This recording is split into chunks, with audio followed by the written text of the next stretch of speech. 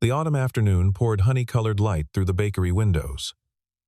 Callista Bennett was sliding a fresh tray of croissants into the display case when the door chime sang its familiar tune. A man in charcoal gray stood at the counter, his presence commanding the small space like a storm cloud entering a chapel. William Sterling. The billionaire who had vanished from her life 8 years ago. The warm scent of butter suddenly caught in her throat. A little girl with golden hair ran out from behind the counter, her blue eyes wide with curiosity. She gripped the edge of her mother's apron, gazing up at the stranger with an expression that shifted from wonder to recognition. Then she whispered a single word that froze the air between them all. "Daddy?" The town sat on the edge of New York, far enough from Manhattan to breathe, but close enough to catch its echo. Old brick streets wound between buildings that remembered the 1920s, their facades weathered but dignified. Bennett's Bakery occupied a corner spot where Main Street met Harbor Lane, its windows fogged with the warmth of ovens that never truly cooled. Inside, the air was thick with vanilla and caramelized sugar, with the particular comfort that comes from things made by hand in the early morning hours. This was Callista's kingdom, built from flour and determination, from recipes passed down through generations and new ones born from 3 a.m. Inspiration. Callista Bennett had once been the brightest student in her culinary arts program, the one professors pointed to when they spoke of potential. At 29, she carried herself with the careful pride of someone who had learned to stand alone. Her hands bore the small burns and cuts that marked a baker's life, badges of honor earned in the pre-dawn darkness. The exhaustion that shadowed her eyes came not from weakness, but from strength, from rising at 3 every morning to knead dough while the rest of the world slept. She wore her independence like armor, necessary protection for a heart that had been broken with surgical precision. Behind her, always within sight, moved her daughter. Audrey Bennett was 7 years old and carried her mother's determination in miniature form. She wore her blonde hair tied with a pale blue ribbon that matched her eyes that missed nothing and questioned everything. In her small notebook, she drew pictures of cakes and calculated ingredient ratios with startling accuracy for her age. She was the kind of child who asked why the yeast needed sugar to grow and whether happiness could be measured in teaspoons. The question she asked most often, though, was the one her mother could never quite answer. Who was my father? What was he like? The man standing in the doorway commanded attention without demanding it, a skill perfected over years of boardroom negotiations. William Sterling was 34, though the weight of his responsibilities made him seem older. His suit was perfectly tailored, his watch thin and expensive, his entire appearance calculated to project control. He had built Sterling Holdings into an empire worth billions, had made decisions that affected thousands of jobs and millions of dollars. Yet standing in this small bakery, watching flour dust dance in the afternoon light, he looked suddenly uncertain. The armor of his success could not protect him from the scent of baking bread, from memories he had buried beneath spreadsheets and acquisition reports. The bakery's afternoon rhythm continued around them. Serena, Callista's assistant baker, worked in the back, her movements careful not to intrude on the moment unfolding at the counter. She had been there since the beginning, had held Callista's hand through the hardest times, and now she recognized the electricity in the air. At a corner table, Gwen, the elderly woman who came every day for her Earl Grey and lemon scone, pretended to read her book while stealing glances at the scene. These were the witnesses to a reckoning 8 years in the making. Their story had begun in a university lecture hall, in a behavioral economics class where William was the teaching assistant and Callista was the student who challenged every theory. He had been drawn to her refusal to accept simple answers, to the way she could find the human element in every equation. She had been captivated by his ability to see patterns where others saw chaos, to build frameworks that made the impossible seem manageable. Their first real conversation happened over coffee at 2 in the morning, discussing how economic principles could apply to her dream of opening a bakery. He had sketched business plans on napkins while she described flavors that could make people remember their grandmother's kitchens. Those late nights became their sanctuary. On the rooftop of his apartment building, they would count stars that struggled to shine through the city's glow. He would explain market volatility while she taught him the patience required for proper proofing. They spoke in the future tense then. Always after. After graduation. After he established himself. After she perfected her recipes. after the world gave them permission to choose each other. Neither of them recognized these conversations for what they were. Negotiations with fate that assumed time was infinite and love was patient. The ending came with corporate precision. William had been recruited into Sterling Holdings' merger and acquisition team, a fast track that demanded everything and forgave nothing. His family, old money with older expectations, made their position clear. A baker's daughter was a charming college story, not a suitable partner for their legacy. The pressure was subtle but constant, like water wearing away stone. The final conversation happened in the same coffee shop where they had planned their dreams. William spoke in bullet points, each word carefully chosen to minimize damage while maximizing distance. He talked about career trajectories and incompatible timelines, about the kindness of clean breaks. He never used the word love, as if not naming it could somehow unmake what they had built. His last words to her were practical. "Don't wait for me," as if waiting was a choice rather than a condition of the heart. Callista discovered she was pregnant 3 weeks after he left. She sat in her bathroom, staring at the test that would redefine every plan she had made. The thought of calling him lasted exactly 37 seconds. The time it took her to remember his face, as he explained why they could not be together. She would not be a complication in his spreadsheet, would not be the subplot that derailed his carefully orchestrated rise. The decision to keep the baby was immediate and fierce, born from the same determination that woke her every morning to perfect her craft. She would build her life, and her daughter's life, with her own hands. No corporate backing required. The bakery opened when Audrey was 6 months old. Callista worked 18-hour days, nursing her daughter between batches of bread.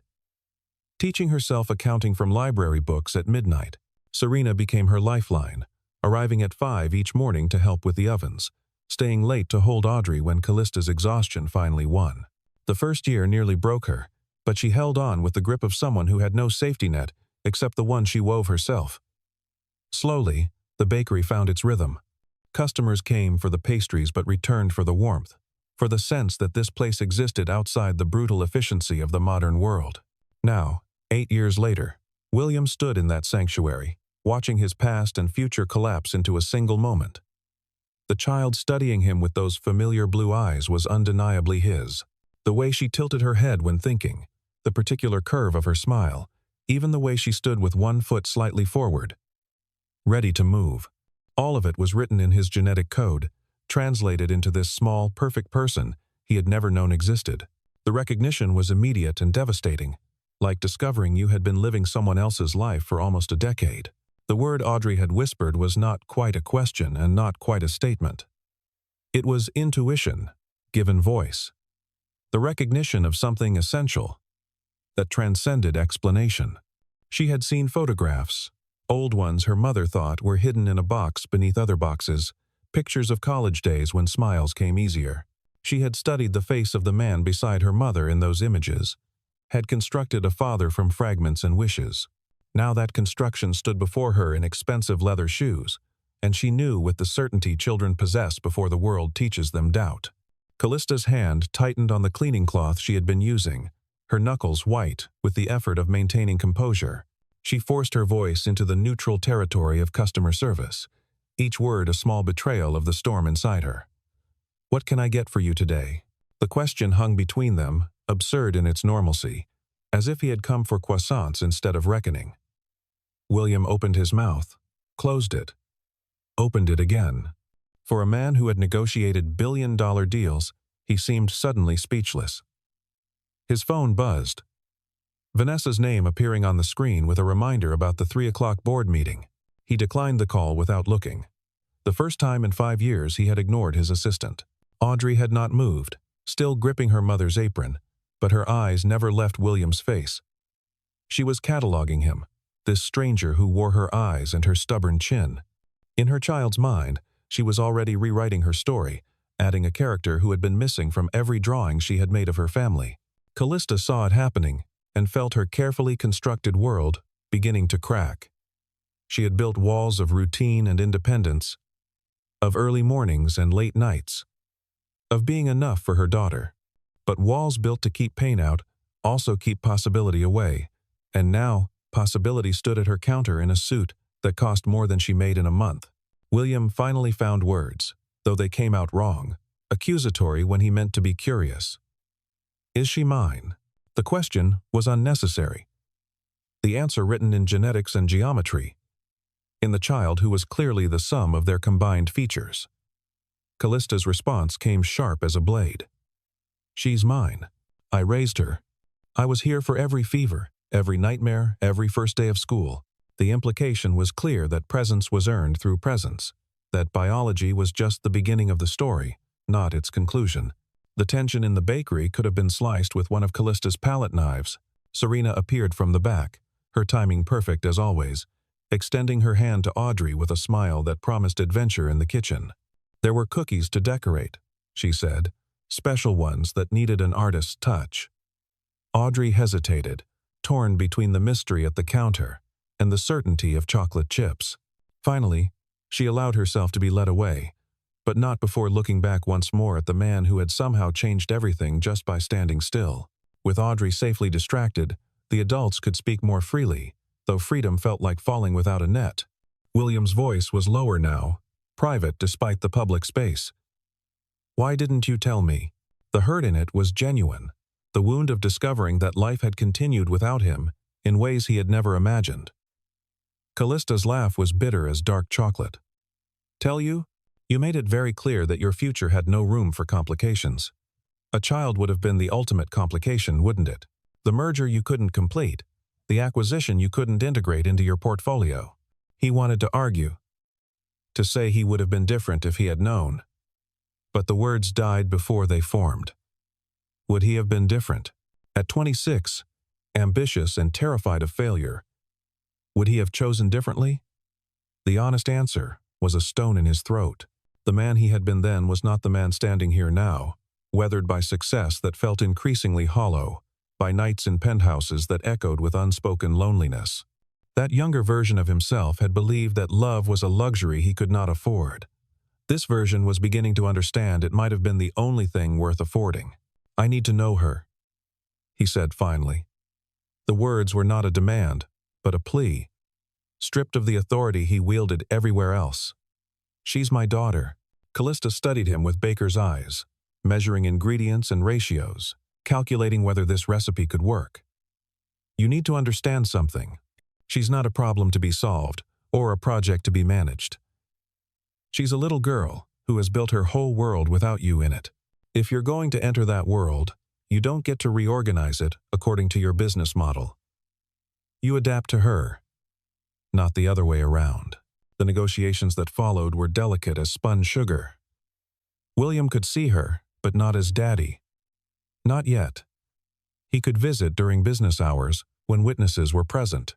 He could bring gifts, but nothing excessive. Nothing that would separate Audrey from her peers. He could tell stories, but not promises he was not certain he could keep. Each rule was a test. Callista watching to see if he would accept boundaries, or try to leverage his way around them, to his credit, or perhaps to his growth. He accepted them all. He had learned, in boardrooms and bedrooms, that the best deals were the ones where everyone protected what mattered most. His visits became regular as the sunrise Callista never saw from her bed. Tuesday afternoons, when the lunch rush had ended and the dinner crowd had not yet begun, he would arrive in increasingly casual clothes, the armor of his suits gradually replaced by khakis and Oxford shirts that could survive flour dust and fingerprints. He learned Audrey's favorite cookie was snickerdoodles, that she was allergic to strawberries, that she could multiply 3-digit numbers in her head but struggled with division. He taught her to fold napkins into swans, to calculate compound interest using jelly beans, to see patterns in the foot traffic outside the window. Audrey warmed to him slowly, like butter coming to room temperature. She began saving questions for his visits. Why did stocks go up and down? Could you buy a whole bakery with a credit card? If you owned a company, could you make every day, Saturday? He answered seriously, never condescending, explaining market forces to a 7-year-old with the same focus he brought to board presentations. In return, she taught him her mother's recipes, the ones Callista allowed her to share. This is how you know the bread is ready, she would say, pressing his hand to the warm crust. It sounds hollow, like it's keeping secrets. Callista watched these interactions from behind the counter, her heart a contradiction of hope and fear. She saw William learning to speak Audrey's language, saw him remember details from previous conversations, saw him arrive 5 minutes early and stay 5 minutes late. But she also saw the calls he declined during visits, watched Vanessa's increasingly frequent appearances at the bakery door, noticed the tension that gathered in his shoulders when he spoke of quarterly reports. The William she had loved in college had been swallowed by Sterling Holdings, and she was not certain whether the man playing with her daughter was the original or just another merger. The outside world noticed before they were ready. It started with a photo, grainy and angled, posted by someone who recognized William Sterling buying cookies from a small-town bakery. Internet detectives connected dots with frightening efficiency. The child's age, the timeline of William's romantic history, the careful distance maintained between the billionaire and the baker. Sterling Holdings stock dipped 2% on speculation alone. The first reporter appeared on a Thursday, then 3 more by Friday. The bakery's review pages filled with 1-star ratings from people who had never tasted Callista's croissants, but had strong opinions about gold diggers and paternity traps. William's board of directors called an emergency meeting. George and Henry, the largest shareholders after William, laid out their concerns with PowerPoint precision. The optics were terrible. The timeline was suspicious. The potential for litigation was enormous. What if she demanded half his assets? What if she sold her story to the highest bidder? What if this was all an elaborate con that would destroy shareholder value? They spoke about Audrey as if she were a hostile takeover, about Callista as if she were a toxic asset.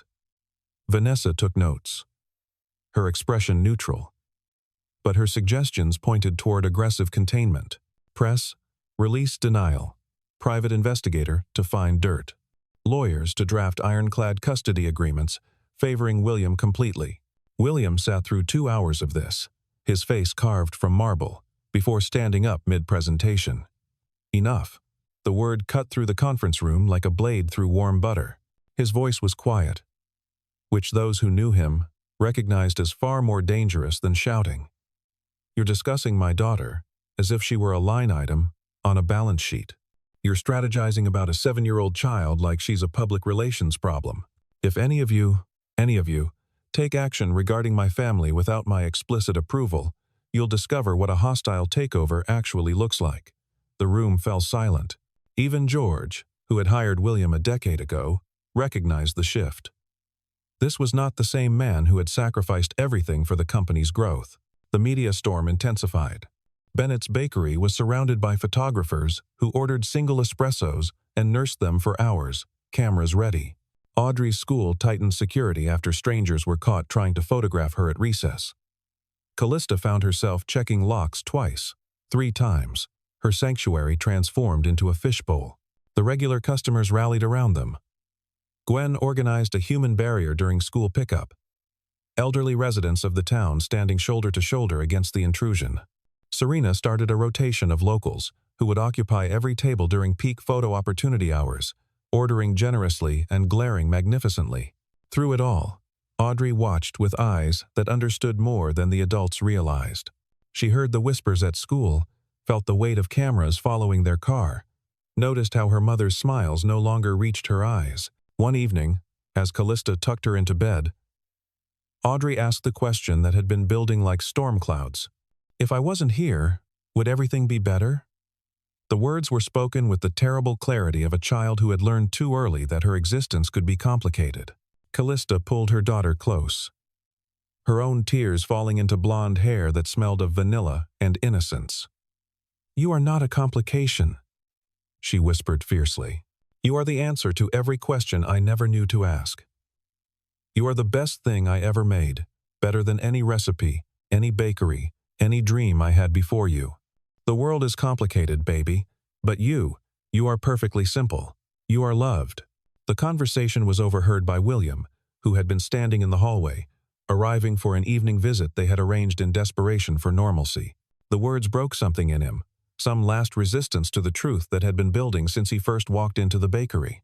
He entered the room quietly, knelt beside the bed where mother and daughter clung to each other, and spoke with a clarity he had not possessed in years. "Audrey, your mother is right. You are not the problem. I am. I left before I knew about you, and that was my choice, my failure.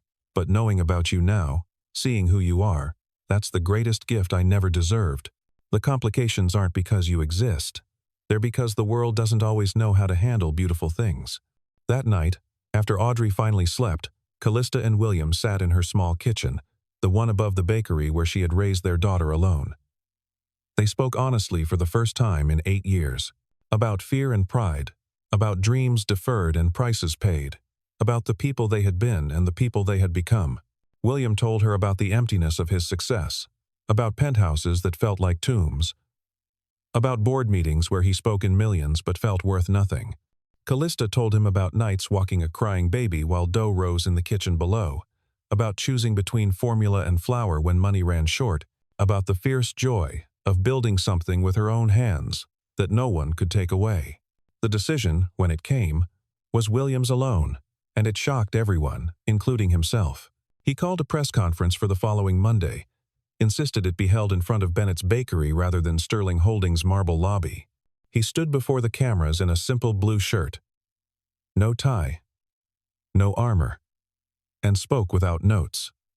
8 years ago, I made the worst decision of my life. I chose career over connection, ambition over affection. I walked away from someone who loved me because I was afraid that love would make me weak. I was wrong. The weakness was in walking away. The weakness was in believing that success meant standing alone. He paused, letting the words settle before continuing. Recently, I discovered that my decision had consequences I never knew about. I have a daughter. Her name is Audrey, and she is 7 years old, and she is extraordinary. Her mother, Callista Bennett, raised her alone, without help, without complaint, without using my name to open doors or demand support. She built this bakery, and she built a beautiful life for our daughter, and she did it without me because I had made it clear that I valued other things more than I valued them. I'm here to say publicly that I was wrong. I'm here to take responsibility, not just financially, but personally. And I'm here to ask, not demand, to be allowed to be part of their lives, on their terms, in their time. The response was immediate and divisive. Stock prices fluctuated. Opinion pieces proliferated. But in the bakery, watching through windows she had considered boarding up, Callista felt something shift. This was not the calculated William she had feared, the one who would use corporate tactics to claim their daughter. This was closer to the young man who had counted stars with her, who had believed in impossible things. When he returned to the bakery after the conference, she opened the door herself. He could stay for dinner, she said. Just dinner, just to see. The board's response was less accepting. An emergency meeting was called. Votes were counted. Ultimatums were issued. William could choose the company or this domestic drama. He could be CEO, or he could be a father. But Sterling Holdings would not tolerate the distraction of both. George led the charge. Decades of mentorship dissolved in the acid of threatened profits. Henry seconded every motion, calculating how to position himself for William's eventual fall. Vanessa presented options, each more ruthless than the last. Her loyalty to the company superseding any personal affection she might have harbored for her boss. William listened to it all, then stood and walked to the window that overlooked the city he had conquered, one merger at a time. When he turned back, his smile was almost peaceful. Effective immediately, I'm taking a sabbatical from the CEO position. The room erupted, but he continued speaking over the chaos. I'll remain the majority shareholder, and I'll return when I've proven that having a life outside this building makes me better at managing what happens inside it. If the board wants to vote me out entirely, call the shareholders. Explain to them why a CEO who acknowledges his humanity is worse than one who denies it. He left while they were still shouting, taking only a photo from his desk, the one of him and Callista from college, the one he had hidden in a drawer but never thrown away. Vanessa made one last play, brilliant and brutal. She leaked selective information, suggesting Callista had known about William's wealth all along, had planned the pregnancy, had waited strategically to reveal it for maximum gain. The story was picked up by 3 major outlets before noon. By 2 o'clock, Bennett's bakery was surrounded again, this time with questions sharp as accusations. Gold digger, manipulator, schemer. The words were thrown like stones. Each one aimed at the life Callista had built with such care. But communities have their own kind of power, different from corporate boards but no less effective. Gwen, the elderly customer who had watched this story unfold, wrote a letter to the local paper that went viral within hours. She detailed the years she had watched Callista work herself to exhaustion, the morning she had found her crying over bills while Audrey slept in a basket beside the ovens, the countless times Callista had refused to name Audrey's father, even when it might have brought help. "This is not the story of a woman who wanted money," Gwen wrote. "This is the story of a woman who wanted dignity. There's a difference. And if you can't see it, perhaps you need to spend less time reading headlines and more time watching how someone needs bread at 4 in the morning to feed their child." The tide turned, as tides do. Regular customers became protective ambassadors, sharing stories of Callista's generosity, her integrity, the way she remembered everyone's regular order and asked about their grandchildren. Someone found William's college essays about economic inequality, his early idealism before corporate culture carved it away. The narrative shifted from scheming single mother to second chances, from gold digger to love story interrupted by ambition. The truth, as always, was more complicated than any headline could capture, but the simplified version was kinder than before. In the quiet that followed the storm, real life continued. William learned to bake bread, his expensive hands finally useful for something that could not be bought. Audrey taught him to braid challah, their fingers working together to create something beautiful from simple ingredients. Callista watched them, her heart learning to trust in increments, like yeast blooming in warm water. They were not a family yet, but they were something. Something with potential, something worth protecting. The proposal came on an ordinary Thursday evening after the bakery had closed and the last customer had gone home. William had asked to help with inventory, a mundane task that required no audience. Callista found him in the main room, where he had strung tiny lights around the display cases, their glow warm as honey. On the center table sat a cake she had not made, elaborate and slightly lopsided, with a fondant model of the bakery's front window on top. "It's terrible," he said, gesturing at his creation. "I've tried 6 times. Serena finally banned me from the kitchen, but I wanted to make something for you, with my own hands. The way you made everything, including our daughter, with yours." He dropped to one knee beside his imperfect cake, pulling out a ring box that had been hidden behind the flour canisters. Inside was not the massive diamond his wealth could afford, but something else entirely. A simple band inlaid with pieces of blue and white china, fragments of the plate they had broken in his college apartment the night they first said, "I love you." He had kept the pieces for 8 years, through moves and mergers, through everything he had claimed was more important than them. "I chose wrong once. I chose career over family, control over connection, fear over love. I'm choosing differently now. I'm choosing home."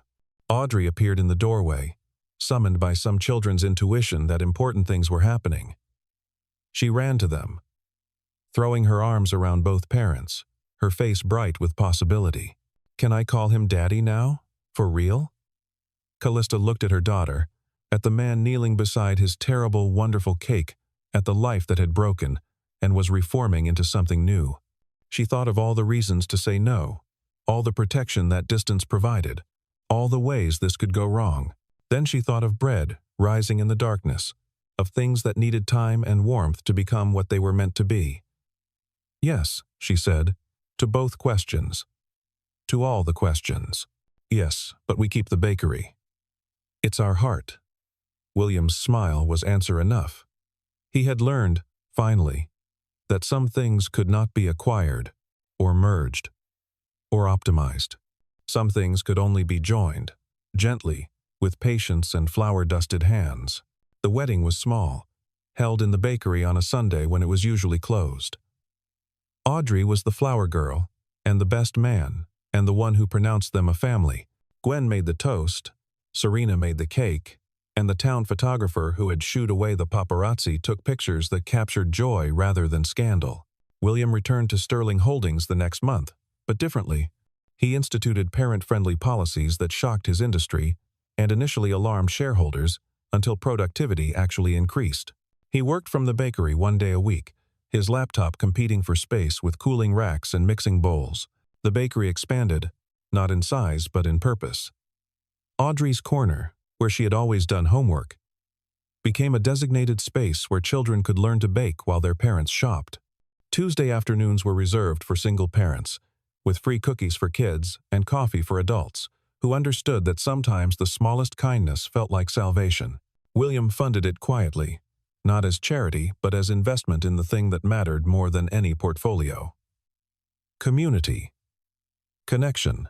The constellation of relationships that made life more than a series of transactions. 6 months later, on another ordinary Thursday, Callista found William teaching Audrey about profit margins, using cookie sales as the model. They were both covered in flour, their faces serious as they discussed overhead and revenue. She watched them from the doorway, her hand resting on her still flat stomach where their second child was just beginning to grow. This one would know both parents from the start, would never wonder about missing pieces, would grow up in a house where love was the only currency that actually mattered. She had not told William yet, saving the news for evening when they could be alone. But Audrey looked up, caught her mother's hand placement, and smiled with knowledge beyond her years. William noticed the exchange, the silent communication between mother and daughter, and understood immediately. His eyes widened, then softened, then filled with something that looked like redemption. He crossed the room and pulled Callista close, flour transferring from his apron to hers, neither caring about the mess. "Is it true?" She nodded against his shoulder, feeling him shake with emotion he had learned to stop hiding. Audrey joined them, making it a circle, complete and unbroken. "We're going to need more flour," the little girl said practically, already calculating how much bread a bigger family would require. That evening, after Audrey was asleep and the bakery was quiet, William and Callista stood in the space where their story had restarted. The lights were off except for the strand of tiny bulbs he had never taken down from his proposal, their glow soft as forgiveness. She asked him once if he regretted the years they had lost, the time when Audrey was learning to walk and talk and be. He thought for a long moment before answering. "I regret my choices. I regret my fears. I regret every morning I woke up believing that success meant something other than this. But I don't regret the journey that brought me back here, because I'm not the same man who left. That man could never have appreciated what he had. This man knows exactly what he almost lost forever." The bakery still opens at 5 each morning, though now William sometimes does the early shift, having learned that there is something meditative about kneading dough while the world sleeps. Callista teaches Audrey advanced pastry techniques while their baby son James watches from his high chair, already reaching for spoons and whisks. Serena has become a partner. Gwen has become family. And the little corner bakery has become proof that some recipes cannot be rushed. Love, like bread, needs time to rise. It needs warmth and patience, and the faith that simple ingredients can become something extraordinary. It needs hands willing to work, and hearts willing to wait, and the understanding that the best things in life are made, not bought, shaped by time and tenderness into something that feeds more than just the body.